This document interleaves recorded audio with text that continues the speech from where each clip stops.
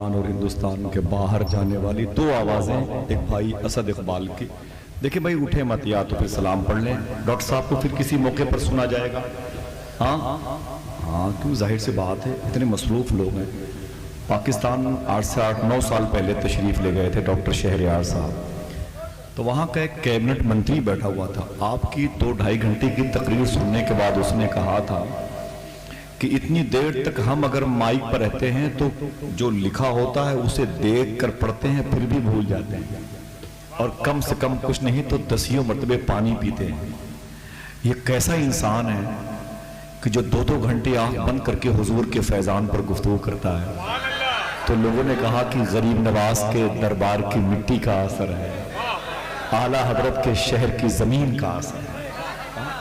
معلوم ہے پوری دنیا متاثر ہے، اللہ کا شکر ہے. ویسے ایک بات بتا دوں کہ اسد بھائی، آج مجھے اندازہ لگا کہ جتنی نعتیں آپ کی ان لوگوں کو یاد ہیں شاید آپ کو بھی یاد نہیں ہے نا. اب ایک گزارش، اگر یہ بات صحیح ہے تو ایک گزارش آپ سے ہے، کبھی کبھی جب باہر کے جلسوں کی تاریخ آیا کرے، آپ خالی نہ رہا کرے تو پھر ان لوگوں کو بھیج دیا کریں گے. ہاں ان لوگوں کو بھیج دیا کریں، کلکتے کے نام اور روشن ہو جائے گا. ہاں یار اتنی محبت. کچھ غیر مسلم بھائی بیٹھے ہوئے ہیں، یہ اللہ کی طرف سے ہے. جن لوگوں نے تاج الشریعہ کو دیکھا ہاتھ کو اٹھا کے بتائیں، ہاتھوں اٹھا کے بتائیں ماشاءاللہ. جن لوگوں نے نہیں دیکھا ہے وہ اسد اقبال صاحب کی زبان سے تاج الشریعہ کا نام سن کے وہ ذرا سا افسوس کرتے ہوں گے، وہ دعا کرتے ہوں گے کہ میرے لفظوں کو محبت کی گواہی مل جائے، مجھ کو بھی مملکت شیر کی شاہی مل جائے، میں بھی خسرو کی طرح رقص کروں شیر کہوں، کاش مجھ کو کوئی محبوب الہی مل جائے. میں بھی خسرو کی طرح رقص کروں شیر کہوں، کاش مجھ کو کوئی محبوب الہی مل جائے. 22 سال پہلے عمر قریشی گورکھپوری کے گھر پہ گیا تھا، دنیا کا سب سے بڑا ناظم تھا. اس نے مجھے یہ 4 مصرے دیے تھے، پھر نکلتے وقت پھر اس نے 4 مصرے مجھے دیے تھے. اس نے کہا تھا کہ میرے لفظوں کو محبت کی دیار شیر و سخن کے فقیر سے کہنا، گلی غزل کی ہے سونی میر سے کہنا، عمر کو بھی عطا حسن و فکر نعت رسول، گزر ہو دلی تو خسرو کے پیر سے کہنا. عمر کو بھی عطا حسن و فکر نعت رسول. یہ نسبت کا معاملہ ہوتا ہے، جو پتھر ہوتا ہے وہ واقعی پتھر ہوتا ہے، لیکن اگر اس کا تعلق حضور کی ذات سے ہو جائے تو موم تلاشتا ہے اپنی ذات کو موم میں تبدیل کرنے کے لیے. میری بات سمجھ رہے ہیں؟ ایک آخری شعر اس قبیل کا پڑھ کے میں ڈاکٹر صاحب کو آپ کے حوالے، آپ جائیں گے تو نہیں، میں یہاں پر بیٹھا ہوا ہوں. آپ یقین کریں میں نے کھانا بھی نہیں کھایا، اور میرا بھی روز کا کام ہے 8-8 گھنٹے 11-11 گھنٹے بیٹھنا ہے اسٹیج پر. ٹھیک ہے میں تھک جاتا ہوں، لیکن جب ایسے لوگ ہوتے ہیں تو پھر میری تھکاوٹوں کے جراثیم کو شکست ہو جاتی ہے. کچھ ایسے رابطے، قاری سلیم میں ایک شعر پڑھتا ہوں، کچھ ایسے رابطے ان سے شدید ہو گئے ہیں کہ ہم لڑے بھی نہیں اور شہید ہو گئے ہیں. کچھ ایسے رابطے ان سے شدید ہو گئے ہیں کہ ہم لڑے بھی نہیں اور شہید ہو گئے ہیں. کبھی جو وقت ملے ان کے پاس بیٹھا کر، جو لوگ عشق میں بابا فرید ہو گئے ہیں. کبھی جو وقت ملے ان کے پاس بیٹھا کر، کچھ ایسے رابطے ان سے شدید ہو گئے ہیں کہ ہم لڑے بھی نہیں اور بولے آپ لوگ گھر سے آ سکتے ہیں، یہاں کیوں نہیں آ سکتے؟ ایک سامنے وہ گلی کے بالکل آخری موڑ پر ایک چھوٹی سی دکان کھول رکھی تھی، ایک دم وہاں سے گلی ختم ہوتی ہے. ان کے دوست آ گئے، بولے بھائی یہاں کیا کرتے ہو؟ بولے یہ دکان میری ہے. بولے دکان یہاں گلی کے نکڑ پہ، یہاں کون آئے گا؟ یہاں تو بہنی نہیں ہوگی، شوق ہے تو مارکیٹ میں آؤ. تو بولے یہاں کوئی نہیں آئے گا؟ بولے یہاں کوئی نہیں آئے گا. اس نے کہا یہ بتاؤ یہاں موت کا فرشتہ آ سکتا ہے کہ نہیں؟ یہاں موت کا فرشتہ آ سکتا ہے کہ نہیں؟ اس نے کہا ہاں یار وہ تو آ سکتا ہے. اس نے کہا سن، جب موت کا فرشتہ آ سکتا ہے تو رزق بانٹنے والا فرشتہ کیوں نہیں آ سکتا؟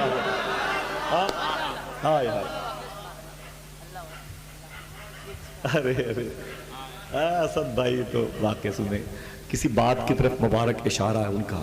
کچھ ایسے رابطے ان سے شدید ہو گئے ہیں کہ ہم لڑے بھی نہیں اور شہید ہو گئے ہیں. کبھی جو وقت ملے ان کے پاس بیٹھا کر، جو لوگ عشق میں بابا فرید ہو گئے. حضرات اس قدر فضا ہے. بھائی اسد صاحب نے ابھی سب سے آخر میں کون سا کلام پڑھا؟ بولے بولے واو لگ گیا تو قسم کے معنی میں آ گیا، ورنہ اللہ اللہ کا یہ پاکیزہ یہ ذاتی نام ہے. حضور غوث اعظم سرکار نے عرفان بھائی حضور غوث اعظم نے بغداد شریف سے 40 کلومیٹر کے فاصلے پر مدائن کے جنگل میں 25 سال تک یہی کہا ہے اللہ اللہ. کیسے؟ بولے بولے بولے آپ گھر جانے کے موڈ میں اللہ اللہ اللہ. جب غوث پاک یہ کہتے نا تو جنگل کے درندے بھی غوث پاک کی آواز میں آواز ملا کے کہتے تھے اللہ اللہ. سمجھے میری بات؟ ہاں. سلطان باہو بھی اپنے ماں کی شکم سے نکلنے کے بعد یہی کہتے تھے اللہ اللہ. جس بات کا اشارہ غالباً اسد بھائی نے کیا وہ بات بتا دوں، پھر مجھے اپنی ٹوپی مفتی صاحب قبلہ کے قدموں میں رکھنی ہے. ایک عجیب اجازت فی امان الغوث الحمدللہ رب العالمین موجود ہیں اسد بھائی.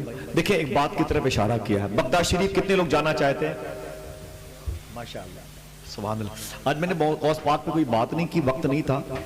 ویسے میں کئی سال کے بعد اب کی 11ویں شریف کے مہینے میں بغداد شریف نہیں جا پایا. کئی سال کے بعد بغداد شریف نہیں جا پایا. بڑا تڑپا، بڑا رویا.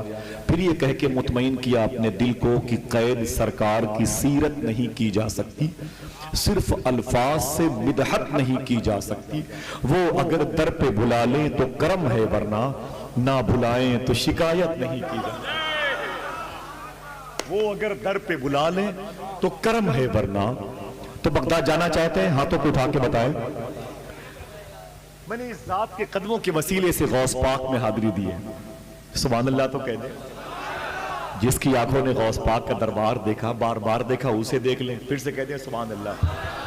بغداد شریف میں امام غزالی بھی لیٹے ہوئے ہیں، ابو خمرہ ہندی بھی لیٹے ہوئے ہیں، بشر حافی بھی لیٹے ہوئے ہیں، ابو الحسن نوری بھی لیٹے ہوئے ہیں، امام اعظم ابو حنیفہ لیٹے ہوئے ہیں، اب اور شیخ سرکار ذوالنور مصری لیٹے ہوئے ہیں، شیخ سری سختی بغداد میں، شیخ معروف کرخی بغداد میں، شیخ بہلول دانا بغداد میں، ابراہیم خواص بغداد میں، شیخ محمود آلوسی بغداد میں، شیخ داؤد طائی بغداد میں، شیخ ذوالنور مصری بغداد میں، سرکار منصور حلاد بغداد میں، سرکار حبیب اجمی بغداد میں، امام موسیٰ کاظم بغداد میں، امام علی نقی بغداد میں، امام محمد جواد تقی بغداد میں، بڑے بڑے اکابرین بغداد میں. اسی کرخ محلے میں ایک بزرگ ہے جن کا نام ہے حبیب اجمی، جس کی طرف اشارہ کیا میرے بھائی اسد صاحب نے.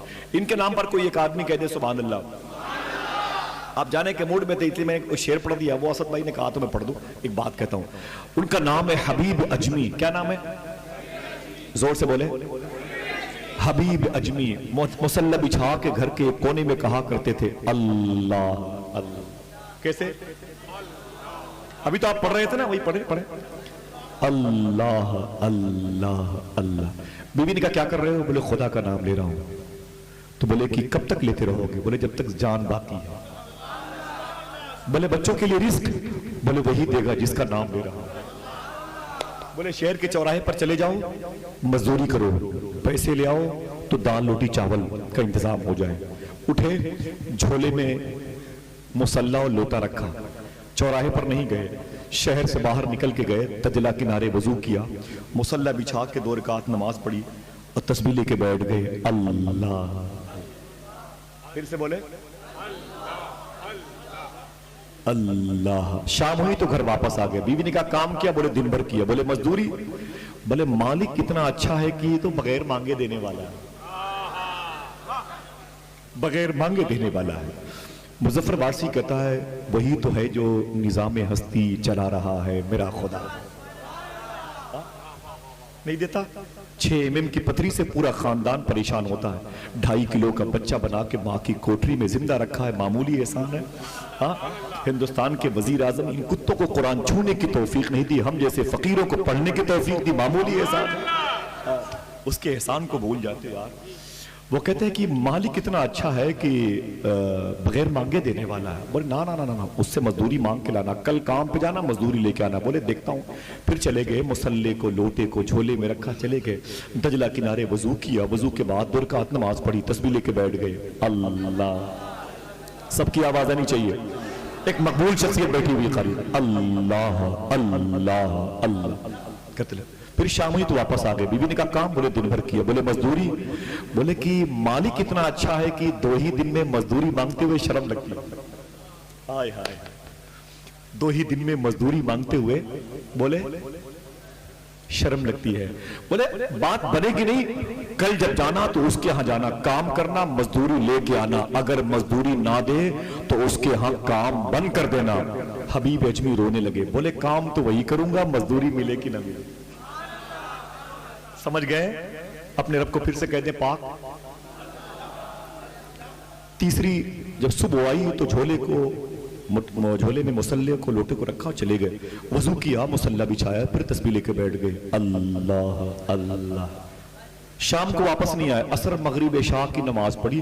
بولے رات میں دیر میں گھر جاؤں گا جب بیوی سو گئی ہوگی, میری بیٹی سو گئی ہوگی, میرے بچے سو گئے ہوں گے, میرے بچے سو گئے ہوں گے. میری بیوی پتیلی میں پتھر ابال کر کے میرے بچوں کو تسلیاں دے کے سلا چکی ہوگی. جاؤں گا چپ چاپ گھر کی دہلیز پر, میں بھی سو جاؤں گا. فجر کی اذان کی آواز آئے کہ چپ چاپ نکل کے پھر گھر سے باہر, پھر اسی دجلہ کنارے مصلہ بچھا کے کہوں گا اللہ اللہ. رات میں دیر میں گھر میں آئے, مثال کے طور پر 11-12 بجے. اتنے غریب تھے کہ چراغ میں تیل نہیں جلتا تھا, اتنے غریب تھے کہ چولہے کئی مہینے ہو گئے تھے روشن نہیں ہوئے تھے. سمجھے آپ؟ بچوں نے کھانا نہیں کھایا, بھوک لگتی تھی تو کھاتے ہوئے لوگوں کو دیکھ لیا کرتے تھے. اتنے غریب تھے, غربت ان کے کپڑوں سے ظاہر تھی. لیکن عجیب شان ہے, رات کے 1:30 بجے جب محلے میں آئے, گھر کی طرف دیکھا تو گھر میں چراغ جل رہا تھا. کوئی اور کہہ دے, چراغ روشن تھا, چراغ روشن تھا. پریشان ہو گئے, اور قریب آئے تو بچوں کے ہنسنے کی آواز آئی, اور قریب آئے تو بچوں کی گلکاریاں, گھر میں کھانے کی خوشبو باہر نکل رہی تھی. عجیب کپکپاہٹ تاری تھی. دروازے پر گئے اور آپ نے سلام کیا تو بیوی ہنستی ہوئی نکل کے آ گئی. بولے بیگم یہ گھر کا ماحول کیوں بدلا ہوا ہے؟ تو بیگم نے ایک جملہ کہا تھا, بتا دوں؟ حضرت بیٹھے ہوئے, میں اتنی دیر تک مائک پہ ہوں, یہ سراسر ادب کے خلاف ہے اور میرا مزاج نہیں ہے, بیٹھے بیٹھے بات کرتا ہوں, بزرگوں کے سامنے زیادہ بولنا نہیں چاہیے, لیکن سیکھنے کی کوشش. بات آئی, بیوی نے کہا کہ شوہر نے کہا حبیب اجمی نے یہ ماحول بدلا ہوا, چولہے کی خوشبو باہر نکل رہی ہے, تیل چل رہا ہے, بچے ابھی تک سوئے نہیں, ہنس رہے ہیں, کپڑے تبدیل ہیں جسم پہ, کیا بات ہے؟ بیوی نے کہا میرے شوہر, تم جس کے ہاں 3 دن سے کام کرتے ہو, اس مالک کے 2 بندے 1 مہینے کا راشن لے کے دن میں آئے تھے. وہی تو ہے جو نظام ہستی چلا رہا ہے. میرا خدا ہے, ہاں میرا خدا ہے. اتنا سنا تو حبیب اجمی سجدے میں گر پڑے, بہت روئے, زمین بھیگ گئی, داڑھی مبارک آنسوؤں سے تر ہو گئی. جب سجدے سر اٹھایا نا تو بیوی نے کہا میرے شوہر, وہ جو 2 بندے راشن لے کے آئے تھے نا, وہ جانے سے پہلے ایک پیغام بھی دے کے گئے. بولے وہ کیا دے کے گئے ہیں؟ تو حبیب اجمی سے ان کی بیوی نے کہا وہ 2 بندے کہہ رہے تھے اپنے شوہر سے کہہ دینا مالک نے کہا ہے وہ کام میں کمی نہ آنے دے گا, میں مزدوری میں کمی نہ آنے دوں گا. وہی تو ہے جو نظام ہستی چلا رہا ہے. بیٹھے میں گزارش کرتا ہوں ایک عظیم ڈاکٹر سے, ایک عظیم اسکالر سے, ایک عظیم مذہبی دانشور سے, ایک دورندیش, ایک نقطہ شناس, ایک نقطہ سنج, ایک فعال, ایک متحرک, ایک آفاقی, ایک عالمگیر شخصیت علامہ شاہ ڈاکٹر شہریار صاحب قبلہ سے. ایک کامیاب خطیب کا نام ڈاکٹر شہریار ہے اور ایک مقبول خطیب کا نام ڈاکٹر شہریار ہے. میں ان کے قدموں کو چوم کر کے آپ کے حوالے کرتا ہوں.